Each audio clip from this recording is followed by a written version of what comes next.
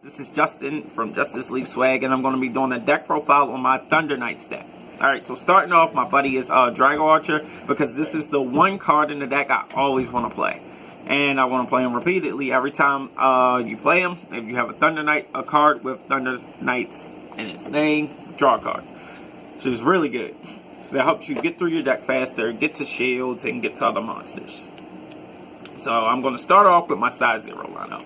I'm running 3 Thunder Knights Hardy Knife Dragon. Only 3 of this guy because he's a gauge, and he can be counter removed. So for a move during your opponent's turn, this guy moves, then you get to draw a card. And he gains move if you have another card with Thunder Knights in the same. So if you have 2 of these guys on the field, your opponent enters battle. You can move one guy to the center, move the other guy over here, and then you draw 2. It's really good. Unless it gets removed. So, buddy card. Meager stats aside. This guy is really good with the new item though. We have 4 Thunder Knights Broadsword with the shield. This guy is super solid. He protects all of your Thunder Knights cards from being destroyed. This also includes the item, and this is the purpose. For this purpose, I only run 4 items, and they're only the Thunder Knights weapons. This deck will be even better if they get another Thunder Knights weapon, because then there'll be more targets that this guy protects. So the only downside to him is that he cannot be called to the center, which isn't like a huge issue, as he protects you from being board wiped and keeps your item alive. For the Hero World matchups and Athora, we have Thunder Knights Silver Chain Dragon. You pay a gauge if he's on the field, drop the defense of a card by 3. And you can use this skill multiple times. So you could drop those pesky Athoras from 8Ks to 2K or to 0 if you want. So this guy's boarded at 3. You could actually side him out if you're playing against an open center deck, because his 1 crit is pretty measly when playing against open center. Next up, 3 Thunder Knights Catsball Drag. 3 of this guy, because every time a card on your field moves, you get the gauge one. But this guy doesn't have move himself, and he has pretty low stats, so he needs something else on the field in order to be decent. But the new Fawn gives everything on the field move. I think the old one used to as well. Alright, next up, speaking of Fawn, and his new swag, Commander Fawn. Noun has the ability to give everything on your field move and double attack. I only run him at 3 right now because we opened 7 boxes and only pulled 3. It's like I talked to another friend, Harrison, on the phone earlier, and he only pulled 1. So this guy will be at 4 in my deck as soon as I could get 1 more copy. He gives all other cards, all other monsters on your field move, and he also gives them double attack for the turn. So if they successfully attack, they restand. This puts 8 damage on your field alone, just with Fawn being there, and possibly 8 damage with any other size one with 2 critical. It's pretty good. Now for Thunder Knights Vice Captain, Gul'dan Halberd. 4 of this guy, because one of my favorite ways to stall with this card until I draw the item is I will call him to the side and call another monster to my other side. When I enter battle, I'll move Halberd to the center just to pop their center monster, and then he can just stay there. Or enter battle with them there. If they're going to enter a battle on their turn, move to the center, pop a monster on the field. So Halberd's good. Negaging the life doesn't matter as much as you think, because with so many monsters with move, you find yourself seldomly getting hit by actual attacks. Now, For size 3s, I'm just running one Thunder Knights Bastard Sword Dragon. I'm running Bastard Sword Dragon because he's a Thunder Knight for the main basis, so it helps him with the item, and he'll actually become a 8k defense if he moves for me. So 8k defense and 9k attack, double attack. So it's pretty good. The item is now and only Thunder Knight's Banner. I'm running 4 of this as my item, and that's all because Broadsword with Shield protects it, so I don't need another item. I tried ball guarding it, but every time I drew it, I just never needed it, or I already had this out. So how this card works is if a card on your field moves, you give it plus 2k power and defense. And then all cards on your field gain plus 2k power and defense. So this will gain plus 2k power, but it doesn't gain the defense because it doesn't have defense printed on it. So keep that in mind while you're playing. Your item does not gain defense.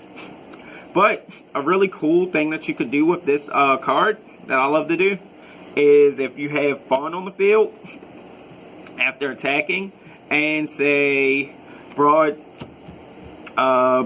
with Shield, what I usually do is on my opponent's turn, I'll move Fawn to the center, and then I'll move Broadsword with Shield here, giving both monsters plus 4k for the turn. I think if that's if this card is worded correctly.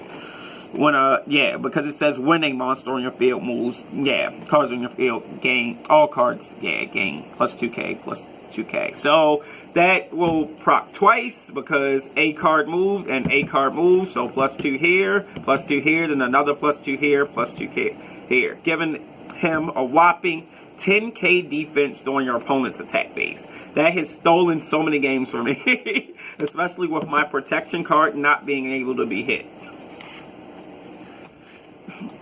Alright, we're going to move along to the spells. Blue Dragon Shield, because a lot of these Dragon Knights cost gauge. At 4, Blue Dragon Shield, and Green Dragon Shield at 3, because I hardly get hit, and I'm running Dragobond, so we hardly ever need a lot of shielding. And then only 7 shields in the deck because you're playing a lot of cards with moves, so they protect you, so you can't cast your shields if you have a monster in your center. Not these, anyway. Now, I'm running 3 Dragobond. Got the different art going. Got Ball, Drum, and Bats. Dragobond, because you could cast it before your opponent enters battle to protect the monster, or if you're attacking and you don't have Broadsword with a shield on the field, and your opponent tries to pick off one of your monsters, you can protect it and gain life just the short that you get in your damage. Because you want to do damage. That's how you win this game. Then my personal tech that I love, Disguise in your hand. Many times I find myself with an entire field of size 1s. I will attack with all of them. My opponent's turn, they'll try to attrition me. I'll Disguise in your hand and bounce all of my cards in the field, including my buddy, and then play it again next turn, and it just gives me more pluses. I'm running 1 Bat Sex Link because that's all I have because my teammates got the rest of them. But this is pretty good to get off multiple impacts in one turn. Yes, you can double impact your opponent with this deck, the way that I play it. So I run 1, but I would suggest running 2 to 3 because if you have an item and at least 2 monsters on the field, that's 3 attacks. Or if you have Fawn and no item equipped, you can still get off up to 4 attacks. So Bat Sex Link, good card. Get more. I need more. Lastly for spells, 2 Heaven Sunshine. The reason why I'm running my size 3 Thunder Knight is because of this card. I just want to have a target at every level. It's the only reason why I'm running Bastard Sword Dragon. So, and he's Thunder Knight. So I have a target at every level. I have 0s, I have 1s, I have 2s, and I have 3s. Destroy a card on my opponent's field and then call a unit out. So this is really good if I pop my opponent's size 1, then buddy call Dragon Watcher, and then I gain a life, so it's like I from the buddy gift, and it says if I didn't pay the cost for this. And then I also draw a card. So you benefit off of it. Good card is good. Then lastly are the impacts. I'm running 2 Thunderlance X Tempest. This deck does not deal damage as fast as Bats would, so that's why I'm only running 2. And it attritions your opponent harder, so it's pretty difficult to get this off early game. But it's like a guaranteed finisher later. So I'm coupling it with 3 Impact Funk.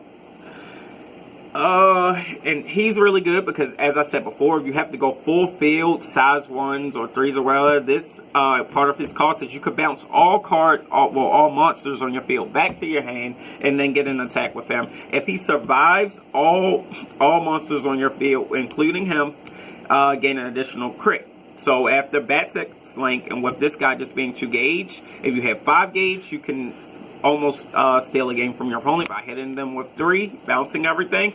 You lost nothing, and you call them off to the side, because with your weapon, Banner, during your opponent's turn, if they survive, if you move to the center, then he'll gain 2k power, and he will be 10k defense.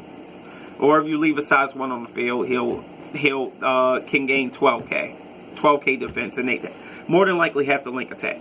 But you want to get off all your attacks, play this guy first, try to get him one more swing, put them to at least 5, then boom, game. 5 gauge. That's all it takes. Get there. So this is my deck profile for Thunder Knights. Please like and subscribe, and we'll have more content coming soon. Peace.